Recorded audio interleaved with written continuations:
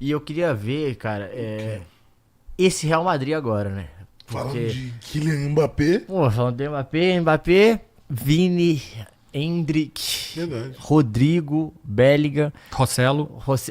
Não tô brincando. Vai entrar e vai fazer os golzinhos vai rindo, dele, velho. vai rindo. fazer... Modric ainda. Modric ainda, Militão, enfim. Cara, como é que você acha que o Ancelotti vai fazer esse time jogar, assim? Porque eu acho que o grande mérito do Ancelotti é que ele conseguiu fazer o Rodrigo e o Vini encontrarem um jeito de ter não só amplitude, mas profundidade pro gol. E o Bellingham também aparecer, que é um meia que chega no ataque. E isso favoreceu muito, né? Ele fez os 2 gols que ele faz contra o Barcelona no Estádio Olímpico. É exatamente assim. Um de chute fora da área e o outro que é um cara que ele entra na área e a bola desvia só pra ele. No Bernabéu também. No Bernabéu também. Então, assim... Com o Mbappé, você acha que ele vai desmontar esse esquema? Ele vai permanecer com esse esquema? O Rodrigo pode rodar?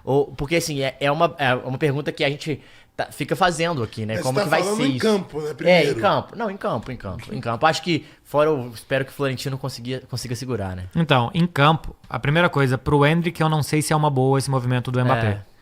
Porque se o Endrick chegasse sem o Mbappé, o ataque ia ser Vini e Rodrigo. De vez em quando ia entrar o Brahim, de vez em quando, não sei se o Rossello vai ficar ou não, porque ele tá emprestado. E de vez em quando o Endrick ia entrando.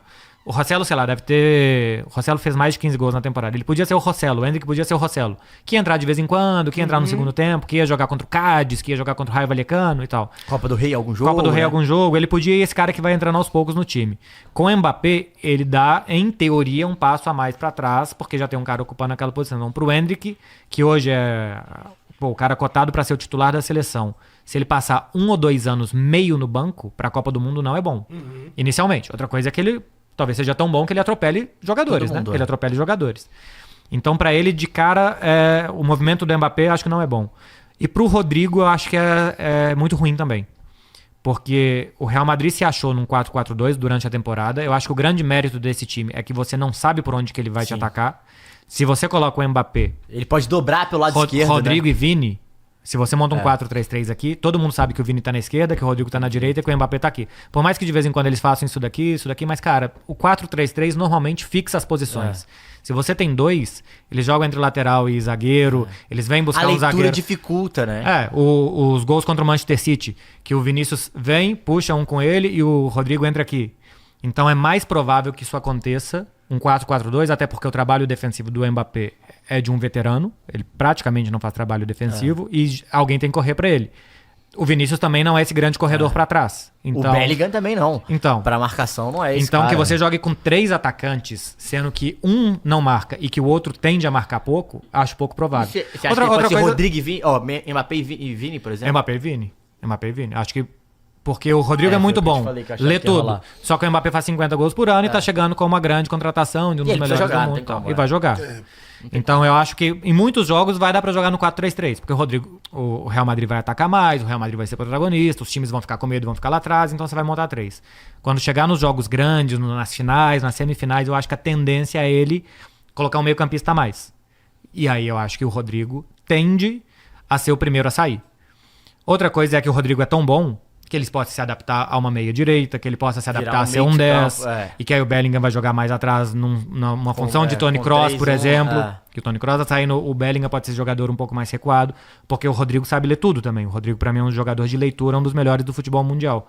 Então, e assim, o bom pro Real Madrid é que tem o melhor técnico do mundo pra adaptar. Porque o Guardiola é muito difícil de adaptar o que ele quer. O que o Guardiola quer é o plano A, e o plano B é fazer o plano A melhor ainda. O Ancelotti, ele adapta. Ele muda. Eu acho absurdo. Excelente. É excelente. Nisso ele é o poder da amizade, né? Então, olha só, parece que você tava aqui. Que tem também isso, o convencimento e como que você vai trazer, mas muitas vezes o Ancelotti é resumido àquele meme que o Guardiola tá dando mil instruções e que ele tá falando assim, bola pro Vini resolver. E cara, e não, você tem... Camavinga, vem cá que eu quero dançar com você, pô. É isso. Então parece que ele é só um amigão e um paizão. E ele tem muito recurso, inclusive pra fazer com que, cara, tem hora que tá Rodrigo e Vini do lado esquerdo. Que isso é muito louco. E que o campo não tá mal dividido. E do nada tá o Valverde na ponta, o Carvajal na ponta, o Lucas Vasquez de lateral e vira ponta. Né? Então, assim, ele tem muito mérito tático também. Então, para um time que vai ter que se adaptar e tem tantos jogadores adaptáveis, tem um melhor técnico em adaptação. Técnico específico, cara, você precisa trabalhar um 4-3-3. Eu acho que o Guardiola pra fazer um jogo específico, o Guardiola é o puto amo. Mas pra fazer um jogo de adaptação é o Ancelotti. E aí você também precisa de jogador inteligente, né? Vamos ver quanto que o Mbappé vai absorver isso também, né? Porque assim, o Rodrigo ele consegue fazer isso. O Mbappé a gente precisa entender, óbvio, porra, craque da bola, mas assim, é o que você falou, tem preguiça pra voltar, beleza, mas como é que vai ser ele num clube que talvez é o primeiro clube da carreira que é maior que ele? Né? Capacidade e humildade, né? Pra entender, pra aceitar, pra se adaptar, pra fazer outras coisas e tal. Assim, a sensação que dá é que o Real Madrid já tá tão bom, tão perfeito, que tende a dar errado. Que vai dar merda, também tô sentindo isso. Eu tô sentindo é tudo tão bom. É o Galate 2.0. Que é impossível melhorar, sabe? Assim, pô, em algum momento vai melhorar tanto que vai estragar. É aquela história da ganância, irmão, já tá tudo certo, pra que tu quer mais? A gente vai se fuder. E eu choro todas as noites torcendo pra que isso se realize. Não, e sabe o que eu... E tu acha que extracampo, no vestiário, ele vai tumultuar ou ele vai chegar... Inicialmente eu acho que não, porque assim, o Mbappé não teve esse perfil no PSG nem na seleção francesa de cara chegar e pegar alguma coisa que não é dele. Tá. Eu acho que ele conquistou as coisas e depois ele quis pegar tudo pra ele. Assim, no Paris Saint-Germain, por exemplo, ele chegou junto do Neymar. Eu acho que ele entendeu o papel dele de ser o Robin do Batman, né? O Neymar é que foi buscar a bola no braço do Cavani pra bater um pênalti. E aquelas brigas muito infantis que tinha no Paris Saint-Germain naquela época e que o Mbappé ficava meio ao lado. A partir do momento que o Mbappé jogava o dobro das vezes do que o Neymar, que ele jogava muito mais, que o time perdia, era ele que dava a cara, que parecia que ele se importava e que aquilo ali era muito mais sério pra ele do que pros outros, o time foi se montando em torno dele. Falou, pô, é muito melhor a gente dar um time pra esse cara do que pros outros, né? Pro Messi, pro Neymar, que estão aqui em um momento da carreira que vão sair. Então, pra ele, parecia muito mais importante. E eu acho justo. A partir daí, o que ele se tornou, que, pô, primeiro jogo da temporada passada, não passa uma bola pra ele, ele dá uma bronca no Vitinha, para de correr e fecha a cara. Aí ele se tornou outra coisa. E na França a mesma coisa, que ele ganha a braçadeira de capitão, e não um Griezmann agora que o Lloris saiu. E que durante a Copa o Deschamps tinha que fazer 3 ou 4 substituições pra que ele pudesse jogar só na posição dele e tinha que ir rodando todo mundo ao redor e tal. Aí outra coisa, mas eu acho que ele não é desses que vai chegar e vai falar, bom, isso daqui é meu. Ele vai conquistar aquilo ali. E depois que ele conquistar, eu acho que é o problema. Eu sinto que é o problema. Porque é mente ambiciosa, tende a ser mente arrogante. Vê o documentário do Michael Jordan. Vê o que os companheiros falam do Michael Jordan. Vê o que muitos companheiros falam de Messi e Cristiano.